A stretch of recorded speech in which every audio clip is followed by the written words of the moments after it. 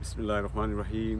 আসসালামু আলাইকুম ওয়া রাহমাতুল্লাহ। ডিয়ার ভিউয়ার্স, হজের মৌসুম চলের অনেক মুসলমান হল মক্কাত গিয়া পৌঁছে গেছেন। অনেক যাওয়ার পথে অনেক যাইবা যুগ যুগ ধরে মুসলমান হলতে হজ হররা এটা আমরা ইসলামের পাঁচটা পিলারের মধ্যে একটা পিলার। তো হজের মধ্যে দুইটা কাজ করতে হয়, নতুবা আপনার হজ ফুরা হইতো নাই।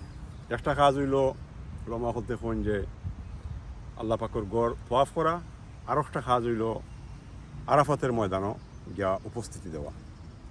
তো আরাফাতের ময়দান একটা মরুভূমি, এখানেও গিয়ারি আপনি উপস্থিতি না দিলে আপনার হজের কাজ ফুরা হইতো না, হজ হইতো না। তো আমরা কি একবার চিন্তা করছি এখানে আরাফাতের ময়দানে আমি এখানে যাইতে হইব, কারণটা কিটা? এটা কিন্তু আবার অনেক উলামা হলতেও ক্লিয়ারলি বিশ্লেষণ করেন না, আমি শুনছি না। তো আমরা উস্তাদ হলতের কাছ থেকে যেটা শিখছি, যেটা জানছি, আপনার সাথে শেয়ার করতাম চাইলাম। আল্লাহ পাকে কোরআন মজিদের মধ্যে ক্লিয়ারলি ফরমাইছেন যে রুহ জগতের মধ্যে আরাফাতের ময়দানের মধ্যে সমস্ত রুহ হলতে আল্লাহ পাকে এখানেও করছিলাম। ওখানেও কিছু ঘটনা কাহিনী ঘটছে, যেটা হইল একটা যে সমস্ত রুহ হলতে আল্লাহ পাকে প্রশ্ন করছেন একটা যে আমাই নট ইয়োর লর্ড।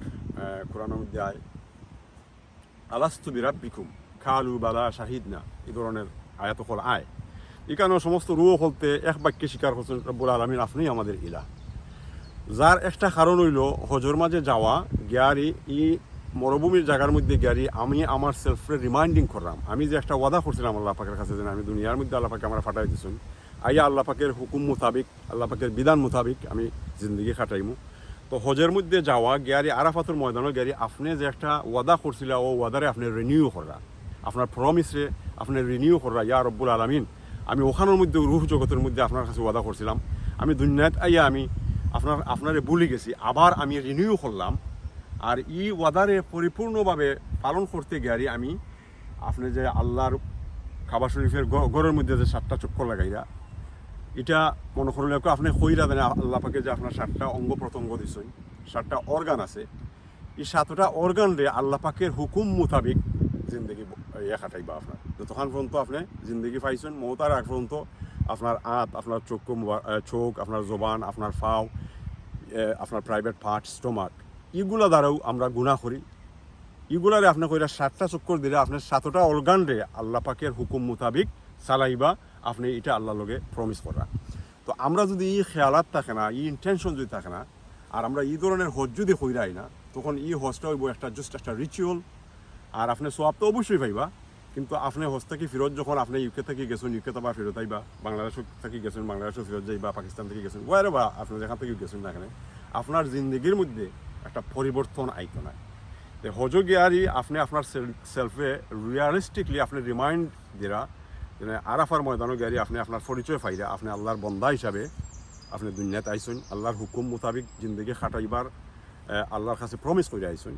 আর আরাফাতের ময়দানে গিয়া ও পরিচয়টা আবার আপনি রিনিউ করছেন যে আল্লাহ ওখানেও আপনি আমার রুরে এখানেও একত্রিত করছিলা, আমি আমার ফিজিক্যাল বডি লইয়া এখন এখানেও আইছি। আর আপনার ই হুকুম আমি ই প্রমিসরে আমি ফুলফিল করতে গিয়ারি, আমি এই প্রমিসের উপরে টিক্কা থাকতে গিয়ারি আপনার গড় আমি তোয়াফ করলাম, যেভাবে এখন আমি আপনার গড় সাইরোবাই দিয়ে আমি তোয়াফ করলাম। এখন পর্যন্ত আমার জিন্দগি যতদিন আমার হায়াত আছে লাস্ট মোমেন্ট পর্যন্ত ইয়া রব্বুল আলামিন আমি আপনার হুকুমের বিধানের বাইরে যাইতাম না, আমি আপনারে নারাজ করতাম না, আপনারে সন্তুষ্ট করমু।